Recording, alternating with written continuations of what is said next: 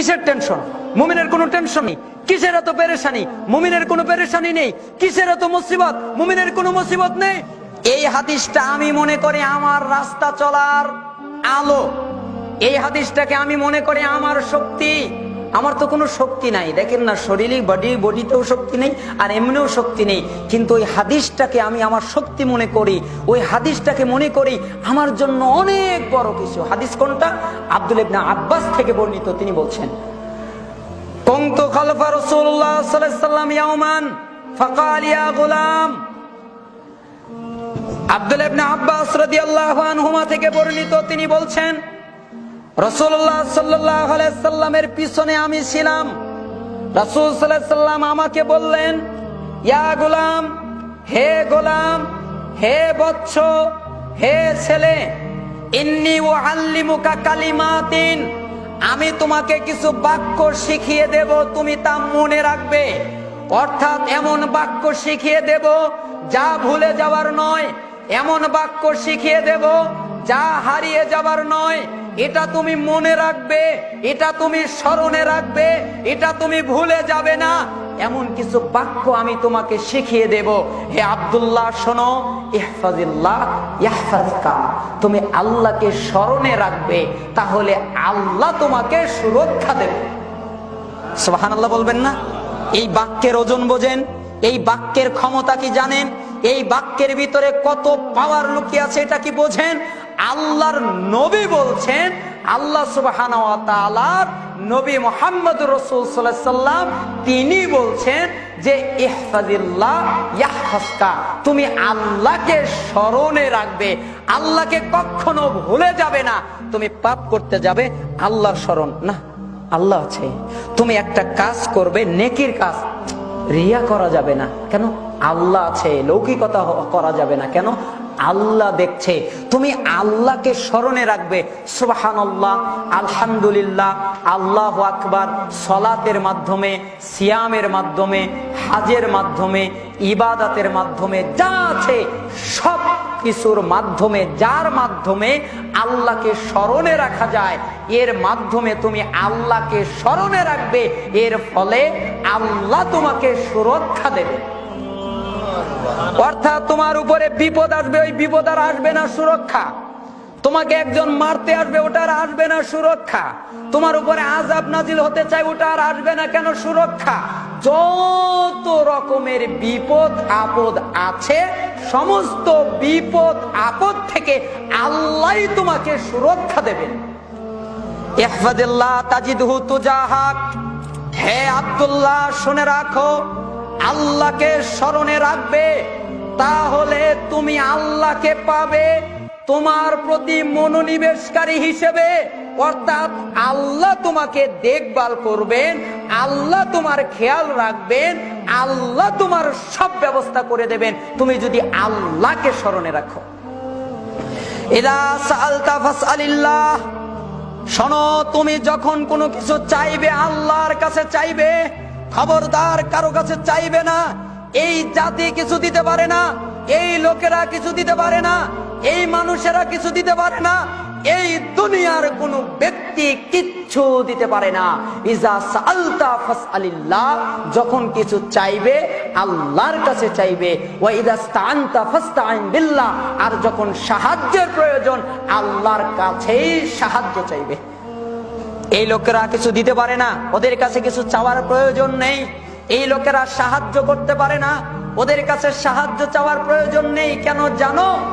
ওয়ালাম আন্নাল উম্মাতা লাউ ইজতামাউ আলা আইয়ানফাউকা বিশাইইন লাম ইয়ানফাউকা ইল্লা বিশাইইন কদ কাতাবাল্লাহু লাক ওয়া ইন ইজতামাউ আলা আইয়াদুররুকা বিশাইইন লাম ইয়াদুররুকা ইল্লা বিশাইইন কদ কাতাবাল্লাহু আলাইক রুফিয়াতিল আকলাম ওয়া জাফফাতিস সুহুফ রাহু তিরমিজি ওয়া ক্বালা হাদিস হাসানুন সহিহ। রাসূল সাল্লাল্লাহু আলাইহি ওয়াসাল্লাম বললেন, কেন জানো? ভালো করে শুনে রাখো, শোনো, জেনে রাখো, অবগত হও খুব গুরুত্বের সাথে।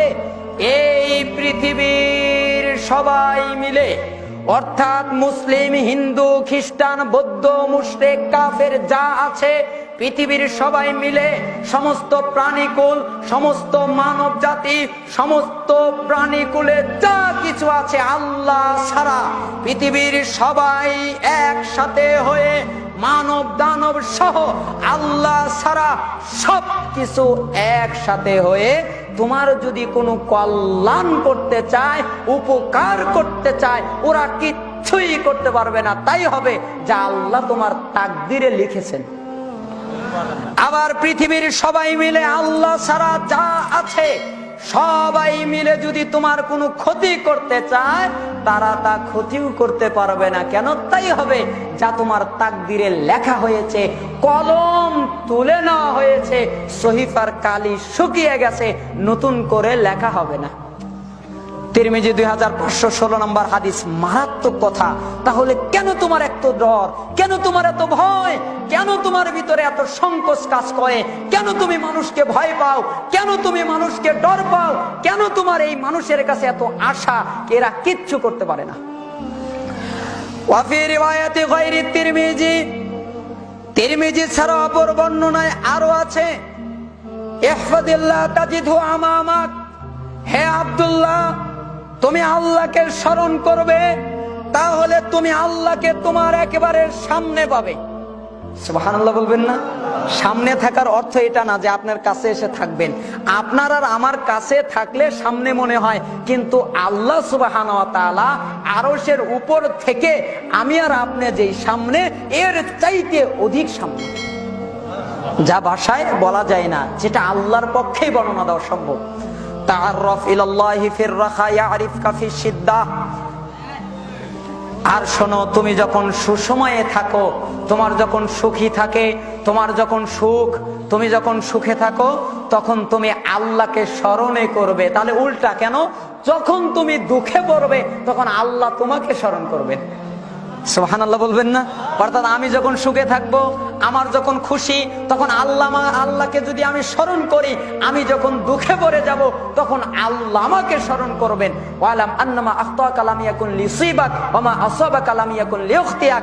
রাসূল সাল্লাল্লাহু আলাইহি ওয়াসাল্লাম বলছেন, তোমার যা হারিয়ে গেছে তা তোমার পাওয়ার ছিল না, তুমি যা পেয়েছো ওটা হারাবার ছিল না। টেনশন নাই, তোমার এত মায়া নেই, তোমার এত চিন্তা নেই, তোমার এত পেরেশানি নেই। আমি রাস্তা দিয়ে যাচ্ছিলাম, ফোনটা হারিয়ে গেল, ও ইস, এই রাস্তা দিয়ে যদি না যেতাম ফোনটা হারালো না, আস্তাগফিরুল্লাহ, এমন বলো না। তুমি এক রাস্তা দিয়ে যাচ্ছ, তোমার এই হাতটা কেটে পড়ে গেল, তুমি বললে ইস, আমি যদি এখান দিয়ে না যেতাম, এখান দিয়ে যাওয়ার কারণে হাত কেটে গেল, এরকম বলো না। তোমার কিছু হারিয়ে গেল, ধন সম্পদ চলে গেল, তুমি তখন বলো ওই মোবাইলটা তো আমারই না। কান্না, ওটা তো আমারই না, এই জন্য হারিয়ে গেছে। আর এই হাতটাও আমারই না, ওটা আল্লাহ দিয়েছিলেন আবার নিয়ে গেলেন, ওটা আমারই না।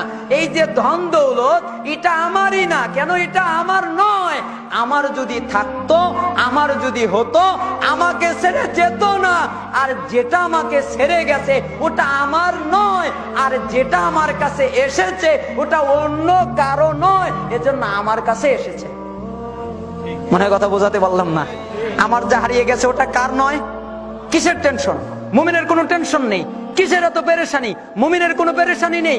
কিসের এত মুসিবত? মুমিনের কোনো মুসিবত নেই। ওয়ালাম আন্না মাআল উসরি ইসরা ওয়ালাম আন্না নাসরা মাআস সবর ওয়া আন্নাল ফারজা মাআল কাব ওয়া আন্না মাআল উসরি ইসরা। তখন রাসূল সাল্লাল্লাহু আলাইহি ওয়াসাল্লাম বললেন, তুমি যখন বিপদে পড়ে গেল, তুমি যখন বিপদে পড়ে গেছো, তখন তুমি ধৈর্য ধারণ করো। তুমি সবর থেকে সরে যেও না, তুমি ধৈর্য থেকে সরে যেও না। কারণ তুমি যদি ধৈর্য ধারণ করো, এই ধৈর্যের সাথেই সাহায্য। সুবহানাল্লাহ বলবেন না? একটা বিপদ দেখলেই আহ কি মুসিবত, বাঁচবই না, আমাদের বাঁচার পথই নাই, আমরা ঋণের বোঝা, ইস এখন কি যে করি, এক জায়গায় টাকা লস গেল, কি যে করি, ব্যবসা লস চলে গেল, কি যে করি, বাঁচার পথই নাই, একজন চলে গেল, কি যে করি। এই যে টেনশন, এই টেনশন তোমরা করো না। কেন? ওই জায়গায় ধৈর্য ধারণ করো। কেন? এই ধৈর্যের সাথে সাহায্য। আর তোমার উপরে যে বিপদ আছে না, এই বিপদের সাথেও পরিত্রাণের পথ আছে। আল্লাহ শুধু বিপদ দেয়নি, এই বিপদের ভিতরে তোমার পথ আছে। তুমি এই বিপদ থেকে বের হয়ে যেতে পারবে, তুমি এই বিপদ থেকে রক্ষা পাবে, এই পথটাও আছে। তুমি ওই পথটা খোঁজো। ওয়ান্না মাআল উসরি ইসরা। আর তুমি যখন কষ্ট করছো না, এরপরে সুখও আছে। সুবহানাল্লাহ বলবেন না?